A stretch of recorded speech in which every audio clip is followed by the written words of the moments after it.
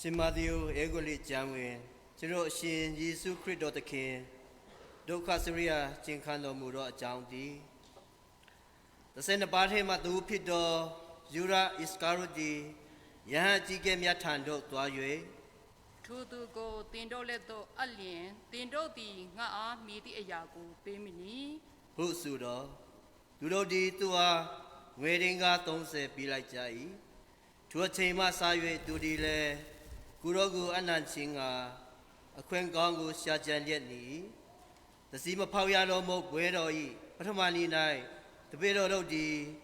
ယေရှုထံတော်ချင်းကကြပြီလျင်ပတ်စကာပွဲညစာကိုစားတော့ရန်ကိုရောအတွက်မိသည့်နေရာတွင်တပည့်တော်တို့ပြင်ဆင်ပေးရပါမည်နီဟုမြေးလျှောက်ကြ၏ကိုရောကလည်းမြုပ်သေးရှိဤမီတော်သူထံသို့သွားကြ၍ဆရာသခင်မာလိုက်ဒီကငါ၏အချိန်နီးပြီးငါ၏တပည့်တော်တို့နှင့်သူတင့်အင်၌ပါစကာပွဲတော်ကိုကျင်းပမည်ဟု၍သူအားပြောကြလောဟုမိန်တော်မူ၏ထိုအခါတပည့်တော်တို့သည်မိမိတို့အားယေရှုမိန်တော်မူသည့်အတိုင်းပြုလုပ်ကြ၍ပါစကာပွဲကိုကျင်းပရန်ပြင်ဆင်ကြလေ၏ညနေချိန်ရောက်သောအခါကိုရော်ဒီတပည့်တော်12ပါးတို့နှင့်သူစားပွဲ၌ထိုင်တော်မူ၏ထိုနောက်သူတို့သည်ညစာစားရနေကြစဉ်ယေရှုကတင်တို့ငါအမှန်ဆိုရီကတင်တို့ထဲမှတူဒီငါကူတစ္ဆာဖောက်လိမ့်မည်ဟုမိန်တော်မူ၏ထိုအခါသူတို့သည်အလွန်ဝမ်းနည်းကြသဖြင့်သခင်တပည့်တော်ဖြစ်သလောဟုအတီးတီးမြေးလျှောက်ကြ၏ကိုရောကလည်းငါနဲ့အတူပကံတွင်လက်၌တော်သူသည်ငါကူတစ္ဆာဖောက်လိမ့်မည်လူသားသည်တွားရမည်မှန်၏ကျမ်းစာတော်မြတ်၌လည်းဤအတိုင်းရေးထား၏သို့တော်လူသားပေါ်၌တစ္ဆာဖောက်တော်သူသည်အမင်္ဂလာရှိသူသည်မွေးဖွားခြင်းမခံခဲ့ရလျင်တာ၍ကောင်း၏ဟုမိန်တော်မူ၏ကိုရောကိုတစ္ဆာဖောက်တော်ယူရကလည်းသခင်ဖျားတပည့်တော်ဖြစ်သလောဟုမြေးလျှောက်လျင်ကိုရောကသူအားသင်ဆူလီပြီဟုမိန်တော်မူ၏သူတို့ညစာစားနေကြစဉ်တွင်ယေရှုသည်ပုံမုတ်ကိုယူ၍ကောင်းကြီးပြီးတော်မူပြီးလျင်ဖဲ့၍မိမိတပည့်တော်ကြီးတော်အားပြည်လျက်ဤအရာဒီငါ၏ခန္ဓာကိုယ်ဖြစ်ယူ၍စားကြလောဟုမိန်တော်မူ၏ထိုနောက်ကိုရောသည်ခွတ်တော်ကိုလည်းယူတော်မူ၍ကျေးဇူးတော်ကိုချီးမွမ်းပြီးနောက်တပည့်တော်တို့အားပြည်လျက်မိန်တော်မူသည်ကားတင်တို့အားလုံးဤခွတ်မှတောက်ကြလောဤဒီကလူအားလုံးတို့အတွေ့အပြစ်ဖြေလို့ခြင်းငါသုံးလုံးခံရမယ်ပရိညာတိနှင့်ဆိုင်သောငါ၏တွေးဖြစ်တင်တို့အားငါစုရီကငါခမည်းတော်၏နိုင်ငံတော်တွင်ဤစပစ်နွယ်၏အတိမစပစ်ရည်တိကိုတင်တို့နှင့်အတူတောက်ရသည့်နိဒယောင်၎င်းကိုနောက်တဖန်ငါတောက်လိမ့်မည်မဟုတ်ဟုမိန်တော်မူ၏ထိုနောက်ယေရှုကတပည့်တော်တို့အားမိန်တော်မူသည်မှာဤည၌တင်တို့အားလုံးသည်ငါကိုဆုံးခွာသွားကြလိမ့်မည်ကျမ်းစာတော်မြတ်၌လည်းရေးထားသည်ကတူးထင်းကိုငါရိုက်ခိုက်တိုက်ခိုက်မည်ထိုအခါတူးစုထဲမှတူးတို့သည်တကွဲတပြားဖြစ်ကြလိမ့်မည်ဟု၍ဖြစ်သည်သို့တော်လည်းငါဒီတီချင်းမှရှင်ပြန်ထမြောက်ပြီးနောက်တင်တို့ရှိမှဂါလိလဲနေသို့ဦးစွာတွားနေမည်ဟုမိန်တော်မူ၏ထိုအခါပေတရုကသူတို့အားလုံးသည်ကိုရော့ကိုဆုံးခွာသွားကြတော့လဲတပည့်တော်သည်မိသည့်အခါမျှဆုံးခွာသွားလိမ့်မည်မဟုတ်ဟုလျှောက်လေ၏ယေရှုကလည်း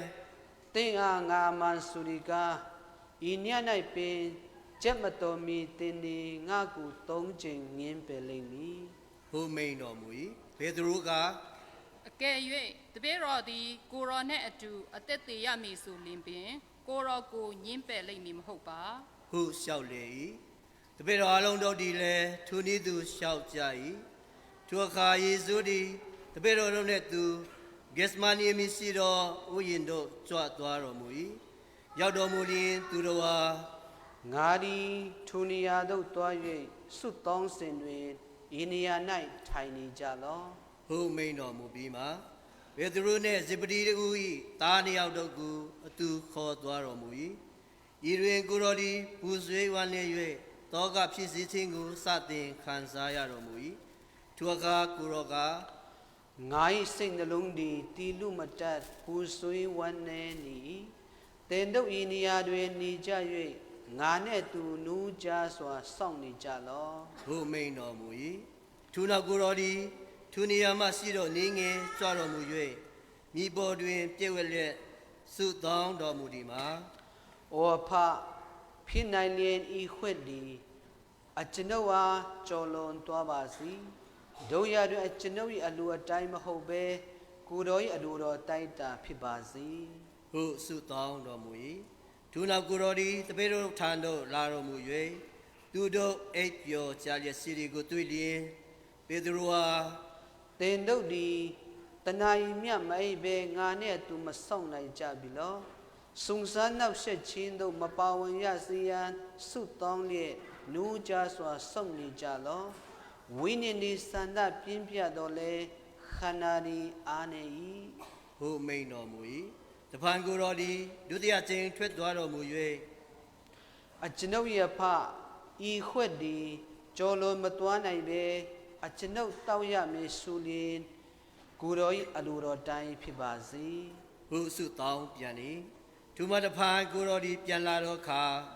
တပည့်တော်တို့အိပ်ပျော်လျက်ရှိကြသည်ကိုတွေ့တော်မူ၏အကြောင်းမူကားသူတို့၏မျက်စိများသည်လေးလံသောကြောင့်ဖြစ်၏ဤတို့ပြေကိုတော်သည်သူတို့ကိုတဖန်ထားခဲ့၍ထွက်သွားပြီးလျင်ယခင်မွတ်ဆုခဲ့သည့်အတိုင်းပင်သုံးကြိမ်မြောက်ဆုတောင်းတော်မူ၏ထိုနောက်ကိုတော်သည်တပည့်တော်တို့ထံသို့ပြန်လာ၍ တင်တို့သည်အိမ်ရှိအနာယူစေပင်ရှိသေးသလောလူသားကိုအပြစ်သားတို့၏လက်တို့အနန္တောအချိန်နာရီရောက်လာပြီထကြတွားကြစို့ငါကိုအနန္မဲ့သူသည်အနီးသို့ရောက်လာပြီ ဟုမိန်တော်မူ၏သူတို့ကိုယ်တော်မိန်တော်မူစဉ်32ပါးတို့တွင်တဝူအပါဝင်ဖြစ်သောယူရနှင့်သူရန်အကြီးကဲများနှင့်တက်ကြီးဝါကြီးများစီလွတ်လိုက်သည့်များပြားလာသော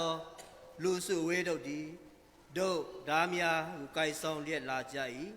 ကိုတော်ကိုတစ္ဆာဖောက်တော်သူက ငါနိုင်၍နှုတ်ဆက်သောသူသည်ထူသူပင်ဖြစ်၏သူကိုဖမ်းကြလော့ ဟုကျူတင်၍အချက်ပြီးထားလေထိုနောက်ယူရသည်ယေရှုထံတော်သို့ချက်ချင်းပင်ချင်းကိုက်၍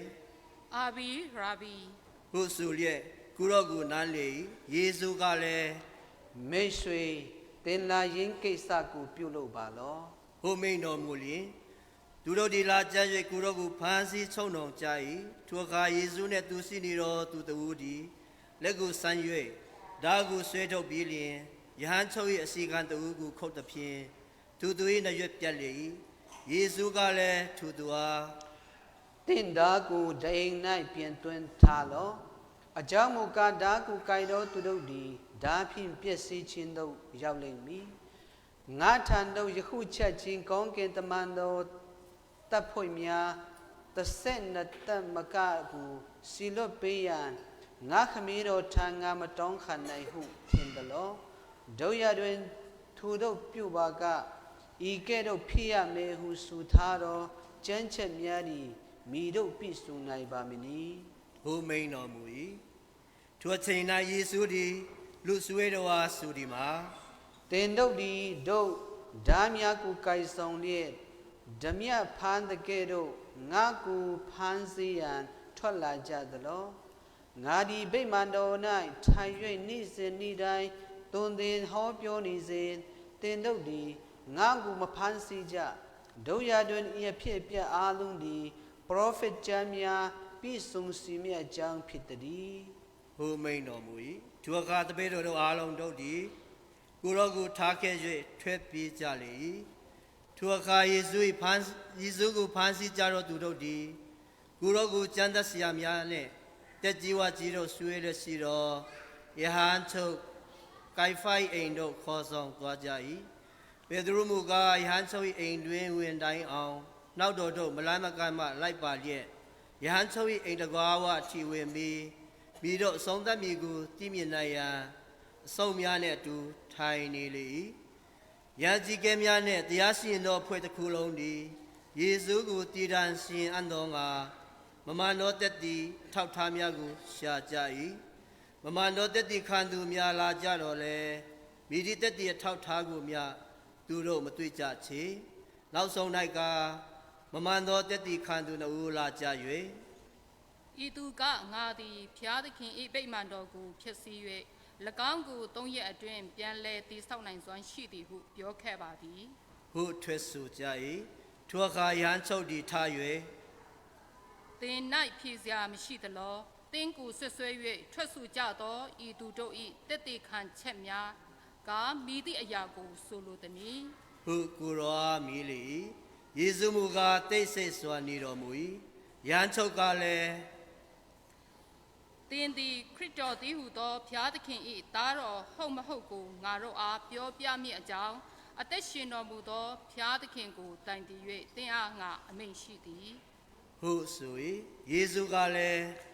သင်ဆိုလိမ့်မည်သို့တော်သင်အားငါဆိုဒီကလူသားဒီတကူတော်ရှင်တကူတော်ရှင်၏လက်ရဘက်၌ထိုင်လျက်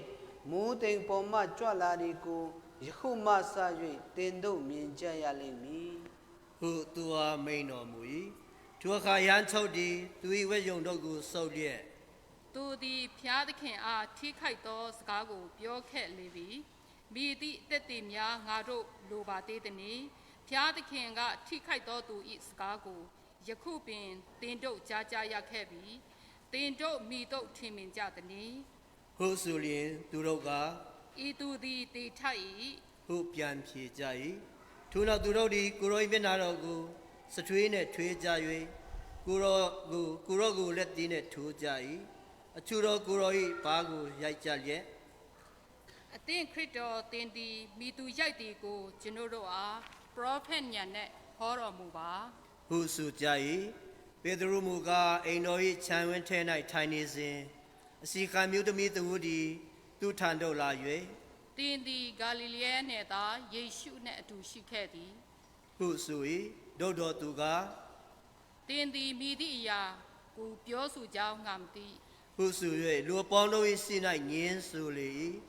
ထိုနောက်သူသည်တကားစီတော့ထွက်သွားတော့ခါအခြားစီခံမျိုးသမီးသူသည်သူကိုမြင်၍ထိုနေရာ၌ရှိတော်သူတော်အား ဤသူသည်နာဇရက်မြို့သားယေရှုနှင့်အတူရှိခဲ့ပါသည် ဟုဆိုလျင်သူက ထိုသူကိုငါမသိပါ ဟုကျိန်ဆူ၍တဖာငင်းဆိုပြန်၏အချိန်နည်းငယ်ကြာပြီးနောက်အနီးတွင်ရက်နေတော်သူများသည်ပေတရုထံသို့လာကြ၍ အမှန်စင်စစ်သင်သည်ထိုသူတို့တွင်တဝူအပါဝင်ဖြစ်၏အကြောင်းမူကားသင်စကားပြောသောလေတံကတိတာပါသည် ဟုဆိုကြ၏ထိုအခါသူက ထိုသူကိုငါမသိ ဟုမိမိကိုယ်ကိုကျိန်တွေပြောဆိုလေ၏ထိုကနချင်းတွင်ပင်ကျက်သွန်လေ၏ဤတွင်ပေတရုသည်ကျက်မသွန်မီသည်ငါအားသုံးကျိန်တိုင်းတိုင်းညင်းပယ်လိမ့်မည်ဟုယေရှုမိန်တော်မူသောစကားကိုတတိယသဖြင့်အပြင်သို့ထွက်၍ရှိုက်ကြီးတငင်ငိုကြွေးလေ၏နာနေချိန်ရောက်သောယဟန်ကြီးကဲတို့နှင့်တက်ကြီးဝါကြီးအားလုံးတို့သည်ယေရှုကိုတည်ရန်စီရင်ခြင်းကဆွေးနွေးတိုင်ပင်ကြ၏ထိုနောက်သူတို့သည်ကိုရောကိုချီနှောင်လျက်ခေါ်ဆောင်သွားကြပြီးလျှင်ဘုရင်ခံပိလတုမင်းလက်တို့အလိုက်ကြ၏ထိုအခါကိုရောသည်တည်ရန်စီရင်ခြင်းခံရသည်ကိုတစ္ဆာဖဟုယူရမြင်လျင်နောင်တရ၍ငွေရင်းကား30ကိုယဟန်ကြီးကဲတို့နှင့်တက်ကြီးဝကြီးတို့ထံသို့ပြန်ယူခဲ့ပြီးကျွန်ုပ်သည်အပြစ်ကင်းသူရဲ့ပေါ်တစ္ဆာဖောက်ခြင်းဖြင့်အပြစ်ပြုမိခဲ့ပြီဟုဆို၏သူတို့ကလည်း ငါတို့နှင့်အဘယ်သို့ဆိုင်သနည်းသင်၏အမှုကိစ္စကိုသင်ဖြေရှင်းလော့ ဟုဆိုကြ၏ထိုအခါသူသည်ပြမန်တော်တွင်၌ငွေများကိုပြစ်ချပြီးထွက်ခွာသွား၏ထိုနောက်သူသည်သွား၍မိမိကိုယ်ကိုဆွဲကျူးချတည်လေ၏ယဟန်ကြီးကဲတော်မူကားထိုငွေကိုကောက်ယူ၍ပြောကြသည်မှာ ဤငွေကိုဗန္တာတိုက်၌မထက်အပ်အကြောင်းမူကားယင်းသည်သွေးဤတံပိုးငွေဖြစ်သည် ဟုဆိုကြ၏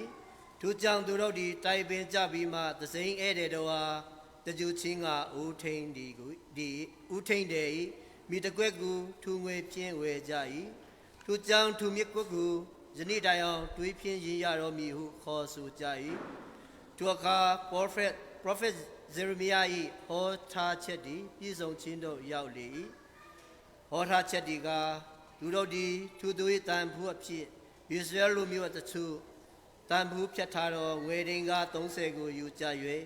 ငါထာဝရဘုရားသခင်ဗျာဒိတ်ထားတော်မူခဲ့သည့်အတိုင်းဦးထိန်တဲ့ဤမိကွက်အတွက်ပြေးကြလေပြီဟုလာသည်ယေရှုသည်ဘုရင်ခံ၏စီမောက်တော်၌ယက်နေတော်မူသောအခါဘုရင်ခံက တင်သည်ဂျူးလူမျိုးတို့၏ဘုရင်ဖြစ်သလော ဟုမြေလင်ယေရှုက တင်ဆိုလေပြီ ဟုသူအားမိန်တော်မူ၏တို့တော်ယဟန်ကြီးကဲတို့နှင့်တကြီးဝါကြီးတို့သည်ကိုတော်အားဆွဆွဲပြောဆိုကြသောအခါကိုတော်သည်မိတို့မြပြန်ဖြီတော်မူမူထိုအခါပိလာတုမင်းက တင်ပေါ်ဆွဲထားသောထွက်ဆိုချက်များအလွန်များပြားသည်ကိုသင်မကြားသလော ဟုမေးလေ၏တို့တော်ကိုတော်သည်ဆွချက်တစ်ခုခုမြပြန်လဲဖြေချခြင်းမပြုတော့ကြောင်းဘုရင်ခန်းသည်အလွန်အံ့ဩလေဘုရင်ခန်းသည်ပွဲတော်အချိန်အခါတွင်လူအများတောင်းဆိုသည့်အကျဉ်းသားတို့ကိုလွတ်မြဲထုံးစံရှိထိုအချိန်တွင်စူးသွမ်းချင်း၌ကြောကြသောဘာရဘဟုအမည်တွင်သည့်အကျဉ်းသားတို့တယောက်ရှိသည်၏လူအများစုယုံလာကြသောအခါပိတရုမင်းက တင်တော့အဖို့မိသူကိုလွတ်ပင်းရန်တင်တော့အလူရှိကြသည်။ဘာရဘကိုလောခရစ်တော်ဟုခေါ်သောယေရှုကိုလော ဟုသူတော်အားမေးလေ၏အကြောင်းမူကားသူတို့သည်မနာလိုသောစိတ်ဖြင့်ကိုယ်တော်ကိုအနိုင်ခဲ့ကြကြောင်းသူသိ၏တို့ပြင်သူသည်တရားပလင်တွင်ထိုင်နေစဉ်သူ၏ဇနီးကတည်င်းပူဒီမှာသူဖြောင်းမတ်သောသူ၏အမှု၌မိတို့မြမပတ်သက်ပါနဲ့အဘယ်ကြောင့်ဆိုတော့ဇနီးကျမသည်သူကြောင့်အိမ်မက်တွင်စိတ်ဒုက္ခများစွာခံစားရပြီဟုမာကြားထားလေ၏ရာကြီးကဲတို့နှင့်တကြီးဝါကြီးတို့ကမူဘာရဘကိုလွတ်၍ယေရှုကိုတတ်စီမိကြောင်းတောင်းဆိုရန်လူစုဝေးကိုသွေးဆောင်စီယုံကြ၏ဘုရင်ခံကသူတော်အား ။ဤသူနှစ်ယောက်တို့တွင်မိသူကိုတင်တော့အဖို့လွတ်စေလူကြသည်။ ဟုမိတော့ခါသူတို့က ဘာရဘ ဟုဆိုကြ၏ပိလာတုမင်းကလည်း တို့ဖြစ်လျင်ခရစ်တော်ဟုခေါ်သောယေရှုကိုမိတို့ပြုရမည်နီ ဟုသူတော်အားမိတော့သူတော်အားလုံးက ။သူကိုလက်ဝါးကားတိုင်းတင်၍တပ်ပါ ဟုဆိုကြ၏ထိုအခါဘုရင်ခံက ။အဘဲ့အကြောင်းနီသူသည်မိသည့်မကောင်းမှုကိုပြုခဲ့မိသည် ဟုမေးလေတို့တော်သူတို့က ။သူကိုလက်ဝါးကားတိုင်းတင်၍တပ်ပါ ဟုပူမူကျေလောင်စွာအော်ဟစ်ကြ၏ပိလာတုမင်းဒီကမိမိစကားအကျိုးသက်ရောက်မှုမရှိသည့်သာမကစာတင်၍ယုံရင်းဆန်ခတ်ဖြစ်လာနိုင်သည်ကိုပင်မြင်သောအခါရေကိုယူ၍လူများရှိတွင်မိမိလက်များကိုစီးလျက် ။ဤဖြောင်းမတ်တော်သူဤအသွေးနှင့်ငါကင်းရှင်း၏တင်တို့ရဲ့မှုကိစ္စကိုတင်တို့သာလျင်လှုပ်ဆောင်ကြလော ဟုဆို၏လူပေါင်းတို့ကလည်း သူဤသွေးသည်ငါတို့နှင့်ငါတို့ဤသားသမီးအပေါ်ကြားရောက်ပါစေ ဟုပြန်ပြောကြ၏ထိုနောက်သူသည်သူတို့တောင်းဆိုသည့်အတိုင်းဘာရဘကိုလွတ်၍ယေရှုမူကားကျိန်နှင့်ရိုက်စီပြီးမှလက်ဝါးကတိုက်တင်စေခြင်းကအလိုက်လေထိုအခါဘုရင်ခိုင်းစစ်သေးရဲများသည်ယေရှုကိုဘုရင်ခိုင်းအိမ်တော်တွင်တို့ခေါ်ဆောင်သွားကြလျက်စစ်သေးရဲတစ်ပတ်လုံးကိုလည်းထံတော်၌ဆွယုံစီကြ၏ထိုနောက်သူတို့သည်ကိုရော၏အဝတ်များကိုချွတ်၍ကိုရောပေါ်၌နီရဲတော်ဝဲယုံကိုခြုံပြီးကြ၏သူတို့သည်စုခက်နှင့်ခွေထားသောဦးကြီးကိုလည်းပြုတ်လုကြ၍၎င်းကိုကိုရော၏ဥကောင်းပေါ်၌တင်ကြကာကျူရိုးတချမ်းကိုလည်းကိုရော၏လက်ရတော်၌ကိုင်စီပြီးလျင်စီတော်၌ဒူးထောက်ကြလျက်ယူလူ ဂျူးလူမျိုးတို့ဤဘရင်အားမင်္ဂလာရှိစေတည်း ဟုပြည့်ရဲ့ပြုတ်ကြ၏ထိုနောက်သူတို့သည်ကိုရောကိုစထွေးနှင့်ထွေးကြ၍ကျူရိုးကိုယူပြီးလျင်ဥကောင်းတော်ကိုရိုက်ကြ၏သူတို့သည်ကိုရောကိုထူတို့ပြည့်ရဲ့ပြုတ်ကြပြီးနောက်ဤတော်ဝဲယုံကိုချွတ်၍ကိုရော၏အဝတ်များကိုပြန်ဝက်စေပြီးလျင်ကိုရောကိုလက်ဝါးကတိုင်တင်ခြင်းကခေါ်ဆောင်သွားကြ၏သူတို့သည်ယုံတော်မှထွက်ခွာလာကြစဉ်စီမွန်အမည်ရှိသောစီရနီမြို့သားသူကိုတွေ့ကြသောအခါသူတို့ကိုအနိုင်ထက်ပြု၍ကိုရော၏လက်ဝါးကတိုင်ကိုထမ်းစေကြ၏ထိုနောက်ဥကုန်းခွန်ရိုက်ဟုအဓိပ္ပာယ်ရသောဂေါဂတရတ်တို့ရောက်ကြသောအခါသူတို့သည်ကိုရောအား တဲချီနှင့်ရောတော်စပစ်ရီကိုတောက်ရန်ပေးကြ၏ဒုတော်ကိုတော်ဒီ၎င်းကိုမြည်ကြည့်ပြီးလျင်မတောက်ပဲနေတော်မူ၏သူတို့ဒီလည်းကိုတော်ကိုလက်ဝါးကတိုက်တင်ပြီးသောအခါကိုတော်ရဲ့များကိုမိမိတို့အချင်းချင်းမဲချ၍ခွဲဝဲယူကြ၏ထို့နောက်သူတို့ဒီထိုင်၍ကိုတော်ကိုထူရမှစောင့်ကြည့်နေကြလေ၏ကိုတော်၏ဥကောင်းတော်ပေါ်၌လည်းဤသူဒီကယူလူမျိုးတို့၏ဘုရင်ယေရှုဖြစ်သည်ဟူသောကိုတော်ပေါ်ဆွဲချက်တင်ထားသည့်စာတန်ကိုတတ်ထားကြ၏ထိုချိန်၌တပြည့်နှစ်ယောက်တို့သည်ကိုတော်နှင့်သူလက်ရဘက်၌တယောက်လက်ဝဲဘက်၌တယောက်လဝါကတိုင်တင်ထားချင်းခံကြရ၏လန်တော်လာတို့သည်လည်းမိမိတို့ဦးကောင်းများကိုရမ်းကြလျက်လောင်ပြောင်ကြကားဗိမာန်တော်ကိုဖြိုဖျက်၍3 ရက်အတွင်းတည်ဆောက်မိသူတင်းကိုတင်ကဲတင်ပါလောတင်းသည်ဖျားသခင်၏သားတော်ဖြစ်လျင်လက်ဝါးကတိုင်မှဆင်းပါလောဟုဆိုကြ၏ထိုနည်းသူပင်ရဟန်းကြီးကဲ့သို့သည်လည်းကျမ်းတတ်ဆရာများတကြီးဝါကြီးများတို့နှင့်သူကိုတော်အားလောင်ပြောင်လျက်ဤသူသည်အခြားသောသူတို့ကိုကဲတင်ခဲ့၏မိမိမူကားမကဲတင်နိုင်သူသည်အစ္စရေလလူမျိုး၏ဘုရင်ဖြစ်လျင်လက်ဝါးကားတိုင်ပေါ်မှယခုဆင်းလာပါစေထိုအခါငါတို့သည်သူ့ကိုယုံကြည်ပါတော့မည်သူသည်ဖျားသခင်ကိုယုံကြည်အားထားသောသူဖြစ်၏ဖျားသခင်သည်သူ့ကိုအလူရှိတော်မူလျင်ယခုပြင်သူ့ကိုကယ်တင်တော်မူပါစေအကြောင်းမူကားသူကငါသည်ဖျားသခင်၏သားတော်ဖြစ်သည်ဟုဆိုခဲ့၏ဟူ၍ပြောဆိုကြလေကိုတော်နဲ့သူလက်ဝါးကတိုက်တင်ခံကြရသောတပြတို့သည်လည်းကိုတော်ကိုထူနည်းသူပုတ်ခတ်ပြောဆိုကြ၏မွန်းတဲ့ချိန်မှစ၍မွန်းလွဲ3 နာရီချိန်တိုင်အောင်မိတပြင်းလုံး၌မောင်မိုက်တိကြရောက်လေ၏3 နာရီချိန်ခန့်တွင်ယေရှုသည်ကျေရောင်တော်တန်နှင့်အဲလီအဲလီလာမစတဘတနီဟုဟိအော်တော်မူ၏အတိဘေကကျွန်ုပ်၏ဖျားကျွန်ုပ်၏ဖျားအဘယ်ကြောင့်ကျွန်ုပ်ကိုစွန့်ပစ်ထားတော်မူပါသနည်းဟုဆိုလိုသည်ထိုနေရာ၌ယနေ့သူအချို့တို့သည်ထိုစကားကိုကြားကြလျင်ဤသူသည်အေလိယကိုခေါ်နေသည်ဟုဆိုကြ၏သူတို့တွင်တယောက်သည်ချက်ချင်းပြေးကာရေမြုပ်တစ်ခုကိုယူ၍ဘောင်းရည်ဖြင့်ပြည့်စုံပြီးလျင်၎င်းကိုဂျူယူတွင်တတ်လျက်ကိုတော်အားတောက်စီချင်းကပြီးလေ၏တို့တော်အခြားသောသူတို့ကခေတ္တဆောင်ပါအောင်သူအားကယ်တင်ရန်အေလိယလာမလာကိုကြည်ကြစို့ဟုဆိုကြ၏ယေရှုမူကားကျေလောင်တော်တန်ဖြင့်တဖန်ဟိအော်တော်မူ၍အသက်တော်ကို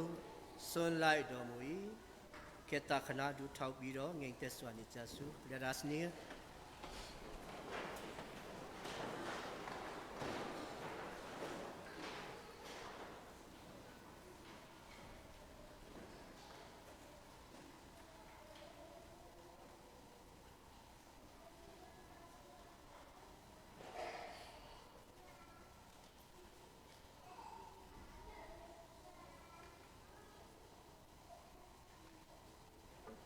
အလုံးမတရားကြစို့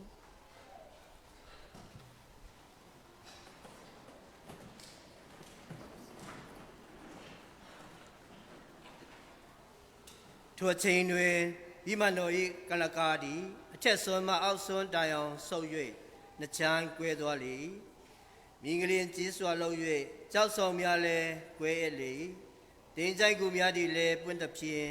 တည်လွန်ပြီးသောသူတော်ကောင်းတို့၏ကုခန္ဓာကိုယ်များသည်ပြန်ရှင်ကြ၏သူတို့သည်ကိုရောရှင်ပြန်ထမြောက်တော်မူသည့်နောက်တွင်တင်းကြိုက်ကူများမှထွက်လာကြ၍တန်ရှင်သောမြို့တွင်ဝင်ရောက်ကြကာလူများစွာတို့အားထင်ရှားပြကြလေယေရှုကိုစောင့်ကြည့်လျက်ရှိကြတော့လူတရားတတ်မှုနှင့်သူရှိတော်သူတို့သည်ငလျင်လောက်ခြင်းနှင့်ဖြစ်ပျက်သမျှအချင်းအရာတို့ကိုတွေးမြင်ကြရသောအခါလွန်စွာထိတ်လန့်အံ့ဩကြလျက်ဤသူသည်ဖျားသခင်၏သားတော်ဧကန်အမှန်ဖြစ်ပေသည်ဟုဆိုကြ၏ယေရှု၏နောက်တော်တို့ဂါလိလဲနယ်မှလိုက်၍အလုတ်ကျွေးပြုနေကြသည့်အမျိုးသမီးများစွာသည်ထိုနေရာတွင်ရှိနေကြပြီးခလလမှကြည့်ရှုနေကြ၏ သူတို့ထဲတွင်မာရိယာမဂဒလနာယာကုပ်နှင့်ယူဇက်တို့၏မိခင်မာရိယာနှင့်ဇေဗဒိသားများ၏မိခင်တို့ပါဝင်လေညနေအချိန်ရောက်လျင်ယေရှုတပည့်တော်သည်အာရမတိမြို့သားယူဇက်အမည်ရှိသောချမ်းသာကြွယ်ဝသူတို့ရောက်လာလေ၏သူသည်ပိလာတုမင်းထံသို့သွားပြေးလျင်ယေရှု၏အလောင်းတော်ကိုတောင်းလေ၏ထိုအခါပိလာတုမင်းကအလောင်းတော်ကိုတွားပြေးရန်အမိန့်ချလိုက်လေ၏ယူဇက်သည်လည်းအလောင်းတော်ကိုယူဆောင်၍ဖြူစင်သောပိတ်အဝတ်ဖြင့်ပတ်ရစ်ပြီးကြောက်ဆောင်တွင်ထွင်းထားသောမိမိပိုင်ဆိုင်သည့်တင်းကြိုင်ကိုတည်၌ကိုရော၏လောင်းတော်ကိုတွင်ထားလေထိုနောက်သူသည်တင်းကြိုင်တွင်အဝ၌ကြီးမားသောကြောက်တုံးတုံးကိုလိမ့်၍ပိတ်ထားခဲ့ပြီးမှထွက်ခွာသွားလေ၏မာရိယာမဂဒလနာနှင့်အခြားသောမာရိယာတို့သည်တင်းကြိုင်တော်ကိုမျက်နှာမူလျက်ထိုနေရာ၌ထိုင်နေကြလေ၏ဝဲတော်တွေ့ပြင်ဆင်ရသောနေ့လွန်ပြီးနောက်တရက်တွင်ယဟန်ကြီးကဲတို့နှင့်ဖာရဇီဦးတို့သည်ပိလာတုမင်းစီတွင်စုယုံကြလျက်အရှင်မြင်းကြီးသူလက်ပြတတ်တော်သူအသက်ရှင်စဉ်ကငါသည်၃ရက်မြောက်သောနေ့၌တပံထားမြောက်လိမ့်မည်ဟုဆုခဲ့ဘူးသည်ကိုကျွန်ုပ်တို့မှတ်မိပါသည်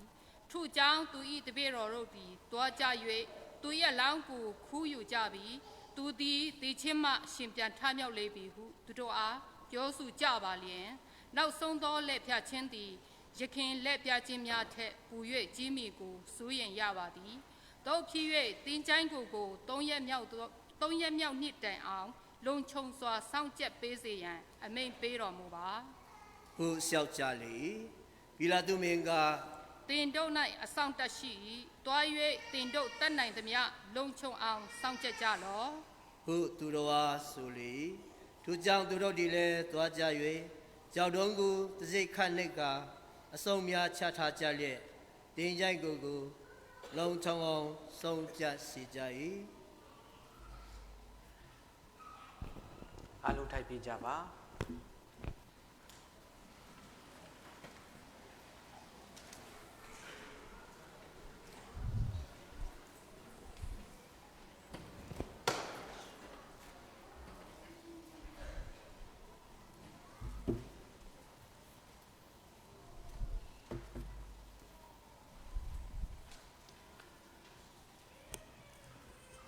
ဒီနေ့ကျွန်တော်တို့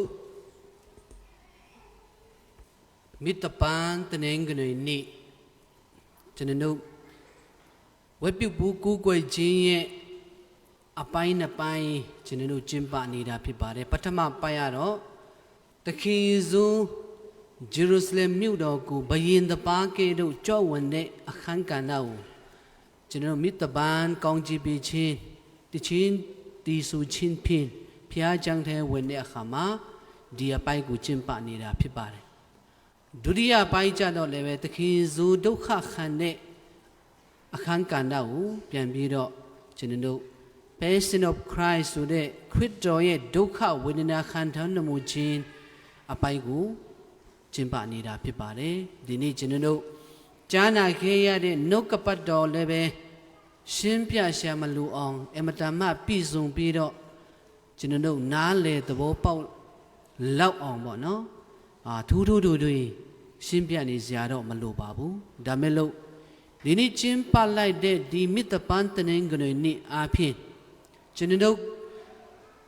ခရစ်ယာန်ယုံကြည်သူတို့ရဲ့ဘဝအတ္တမှာထောက်ဆုစဉ်းစားရမယ့်အချက်တွေမြောက်များစွာပါဝင်နေတယ်ဆိုတာဒီမှာရှိနေကြတဲ့ဘာသာသူတွေပြန်လည်ပြီးတော့အမှတ်ရရှိလိုပါတယ်ပထမပိုင်းကတော့အခုနပြောသလိုခရစ်တော်ဂျေရုဆလင်မြို့တော်ကိုကြော့ဝင်တဲ့ဘယင်တပါးလူမြို့သူမြို့သားတွေတောင်းဖြတ်သူ့ကိုကြိုးဆိုကြတယ်ဝမ်းသာဝမ်းမြောက်စွာကြိုးဆိုကြတယ်မြို့ထဲမှာသူ့ကိုဂုဏ်ပြုကြတယ်ဆိုတဲ့အပိုင်းဖြစ်ပါတယ်ဒီနေ့ကျွန်တော်တို့ရဲ့ခရစ်ယာန်ဘဝအသက်တာမှာလည်းပဲခရစ်တော်ကိုယ့်ရဲ့ဘဝတည်တာမှာကြိုးစုတဲ့အခါမှာဥပမာကျွန်တော်တို့စီကြောချင်းမင်္ဂလာခံတဲ့အခါမှာစီကြောချင်းမင်္ဂလာခံတဲ့ကလေးတွေစီကြောချင်းမိသားစုဝင်တွေမှာ ဓမ္မမောအတိုင်းဝဲတစ်ခုမှာတငယ်ချင်းပေါင်းသင်းနေကြတဲ့မှာတယောက်ယောက်စီကြောချင်းခံလို့ရှိတကယ်တမ်းဆိုလို့ရှိရင်အမတမကြီးမြတ်တဲ့ပွဲတော်ဖြစ်ပါတယ်ဒီပွဲအဖြစ်လည်းပဲနောက်ဆက်တွဲဘာဖြစ်မလဲဒီစီကြောချင်းမင်္ဂလာခံခြင်းအဖြစ်ဖခင်ကကျွန်တော်တို့ကိုဘာအတွက်ခေါ်တယ်လဲစီကြောချင်းဂတိတစ္ဆာရဲ့နောက်ကရှင်တန်ရမဲ့ဘဝတက်တာကိုလည်းပဲကျွန်တော်တို့ပြန်လည်ပြီးတော့တတိယဖို့လိုအပ်ပါတယ်ဒီနေ့ခရစ်တော်ဘုရားရှင်ယေရုရှလင်မြို့တော်ကြောက်ဝင်နေလူတွေတောင်းတောင်းပြပြကြိုးစိုးပြီးမဲ့နောက်တရက်မကြာဘူးခရစ်တော်ကိုကြိုးစိုးတဲ့ပုဂ္ဂိုလ်တွေပဲခရစ်တော်ကိုကားလိုက်တင်ဖို့တောင်းခံကြတဲ့ပုဂ္ဂိုလ်တွေဖြစ်လာတယ်ကျွန်တော်တို့ဘဝတက်တာမှာလည်းပဲမမျော်လင့်တဲ့ဒုက္ခတွေခက်ခဲတွေနေ့စဉ်နဲ့အမျှကြုံနေရတဲ့လောကဖြစ်ပါတယ်ဒါကြောင့်ဒီနေ့ဒီPalm Sundayကိုမိတ္တပန်းတနင်္ဂနွေနေ့ကိုကျင်းပခြင်းအပြင်ပြန်လည်ပြီးတော့ကျွန်တော်တို့တယောက်ချင်းစီစဉ်းစားထောက်ဆုဖို့ဒီနေ့ပထမကျမ်းစာထဲမှာ Prophet Isaiah ဟောထားတဲ့ကျမ်းစာထဲမှာဘာကိုရည်ညွှန်းထားလဲ Suffering servant လို့ခေါ်တယ်အမတမဒုက္ခခံထားသောအစီခံတပါးဒုက္ခခံထားခြင်းကိုဖော်ကျူးထားတဲ့ Prophet Isaiah ရဲ့ဟောထားတဲ့ကျမ်းစာဖြစ်ပါတယ် Prophet Isaiah ဟောထားတဲ့ကျမ်းစာအဖြစ်ကြည့်မယ်ဆိုလို့ရှိရင်သူကိုယ်တိုင်မျက်စိနဲ့တတ်အမြင်ပြီးတော့ရေးထားတဲ့အရာနဲ့ထပ်တူထပ်မြတ်ဖြစ်နေပါတကယ်တမ်းဆိုလို့ရှိရင်ခရစ်တော်လောကကိုကြွလာတဲ့အချိန်နဲ့ Prophet Isaiah တို့ရဲ့အချိန်ကနှစ်ပေါင်း950နှစ်ပေါင်း400လောက်ကွာဟနေတာဖြစ်တယ်ခရစ်တော်မပေါ်ထွန်းမီခရစ်တော်ခံထားမဲ့ဒုက္ခကျွန်တော်လူသားမီဒီယာအတွက်လူသားတွေရဲ့အပြစ်အကျွေးအတွက်ကျွန်တော်ရဲ့မိုက်မားမှုတွေအတွက်ကျွန်တော်ရဲ့တယောက်နဲ့တယောက်ချစ်ချင်းမေတ္တာမပြတ်နိုင်ခြင်းတွေရဲ့အပြစ်များအတွက်မခွန်းလွတ်နိုင်ခြင်းတွေအတွက်လူသားအားလုံးရဲ့အပြစ်တရားအတွက်ဒီ suffering servant ဒုက္ခခံထားတဲ့အစီခံအနေပြီးတော့ခံထိုင်းခဲ့တဲ့အရာအလုံးဟာကျွန်တော်လူသားတွေအတွက်ဖြစ်တယ်ဆိုတာ Prophet Isaiah ကြိုတင်ပြီးတော့နမိတ်ဖတ်ထားတာဖြစ်တယ် Prophet Isaiah ဟောထားတဲ့ကျမ်းစာအပြင်ခရစ်တော်ရဲ့ဘဝတက်တာမှာပြည့်စုံခြင်းတို့ရောက်တယ်ဆိုတာဒီနေ့ပထမကျမ်းစာအပြင်မြင်တွေ့နိုင်မှာဖြစ်တယ်ခရစ်တော်ကိုယ်တိုင်ဒုက္ခခံထားတဲ့အခါမှာသူဒုက္ခခံထားမယ်ဆိုတာလည်းသိတယ်သူငင်းပန်းနှိမ့်ဆက်မယ်ဆိုတာလည်းသူသိခဲ့တယ်ဒီနေ့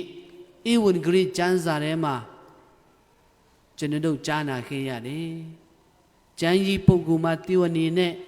တိတိကျကျသူမြင်ခဲ့ရတဲ့မြင်ကွင်း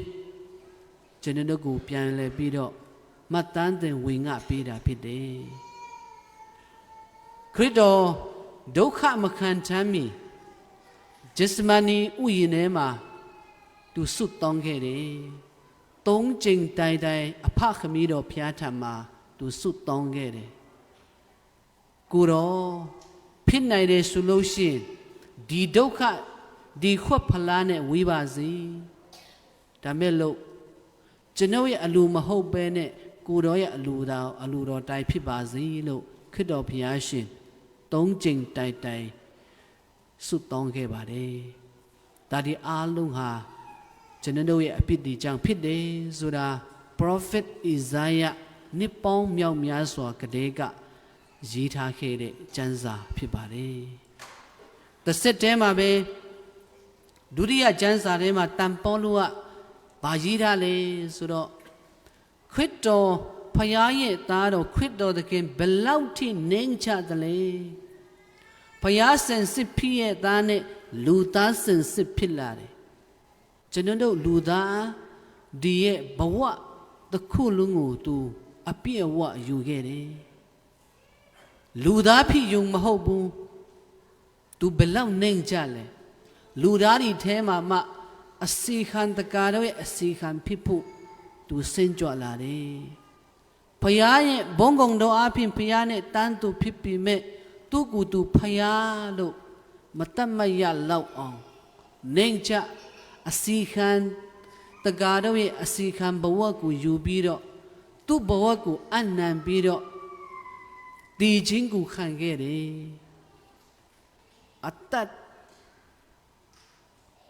အတက်ကိုပေးဆက်ခဲ့တယ်ယူယူတည်တာမဟုတ်ဘူးကားရိုက်ပေါ်မှာကားရိုက်ထက်မှာအတက်ကိုစွန့်လွတ်ပြီးတော့သူ့တော်သွန်းလုံးပြီးတော့လူသားတွေအတွက်သူပေးဆက်ခဲ့တယ်ဒီလောက်နှိမ်ချတဲ့ဖယားရဲ့သားတော်ရဲ့ပေးဆက်မှုကြောင့်သူ့ရဲ့ချစ်ချင်းမေတ္တာကြောင့်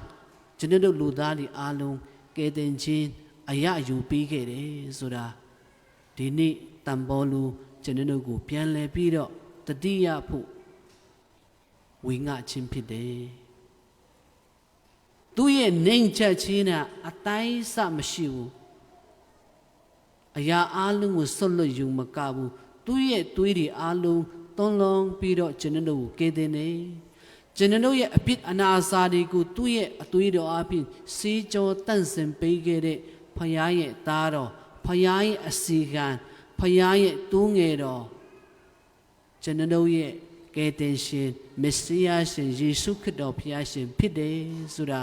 တန်ဖိုးလို့ကျွန်တော်ကိုတက်တည်ပေးနေတာဖြစ်တယ်။ဒါကြောင့်ဒီနေ့မိသားတရားမှာကျွန်တော်ဒီမေတ္တာပန်းပွဲနဲ့ကျင်းပခြင်းအပြင်ခရစ်တော်တည်ထောင်ထားတဲ့စားပွဲတော်ဒီဖလားကိုယူ၍တောက်ပါဒီမုံကိုယူ၍စားပါထာဝရအသက်ကိုပေးမယ်လို့ခရစ်တော်ဂတိထားတော်မူသောမိစားတရားစားပွဲတော်ဖြစ်ပါတယ်။ဒါကြောင့်ဒီနေ့ကျွန်တော်ရဲ့အပြစ်အနာစာဒီကိုပြန်လဲစီးကြောတန့်စင်နိုင်ဖို့ရန်ခရစ်တော်ပေးလိုက်တဲ့သူ့ရဲ့အသွေးတော်အားဖြင့်သူသွန်းလုံးနိုင်တဲ့အသွေးတော်အားဖြင့်ကျွန်တော်တို့ဒီအသွေးတော်ကိုတောက်သုံးခြင်းအားဖြင့်အပြစ်အနာစာမှဖြေလွတ်ခြင်းခံရမယ်ကျွန်တော်တို့ရဲ့အနာစာဒီကုသခြင်းခံရမယ်ဖယားရဲ့သားတော်ရှင်ပြန်ထမြောက်နေသူကျွန်တော်တို့လည်းပဲတနေ့ရှင်ပြန်ထမြောက်ရမယ်ဆိုတဲ့ဂတိနဲ့ယုံကြည်ခြင်းနဲ့အသက်ရှင်နိုင်ဖို့ရန်နောက်လာမယ့်အပတ်မှာကျွန်တော် Holy Week တန်ရှင်းသောရက်တပတ်တွင်မှာမြင်တွေ့ရမယ့်ကျွန်တော်ဝတ်ပြုတ်ကိုးကွယ်ခြင်းတွေအမတမကျွန်တော်ရဲ့ယုံကြည်ခြင်းမှာအရေးကြီးလှတဲ့ကာလဖြစ်တယ်တန်ရှင်းသောရက်တပတ်တွေဖြစ်တယ်ဒီအတွက်ပြင်ဆင်ရင်းနဲ့ကျွန်တော်ရဲ့ယုံကြည်ခြင်းကျွန်တော်ရဲ့ပေးဆက်ခြင်းကျွန်တော်ရဲ့ပြောင်းလဲခြင်းတွေအားလုံးဖယားရဲ့ကျေးဇူးတော်ရရှိခံစားနိုင်ရန်ဒီနေ့ကျွန်တော်မိသားတရားမှာပါဝင်ဆက်ကပ်ရင်းနဲ့လိုအပ်သောခွန်အားကျေးဇူးတော်များကိုဒီနေ့မိသားတရားမှာဆက်လက်ပြီးတော့တောင်းလျှောက်ပူဇော်ဆက်ကပ်ကြစို့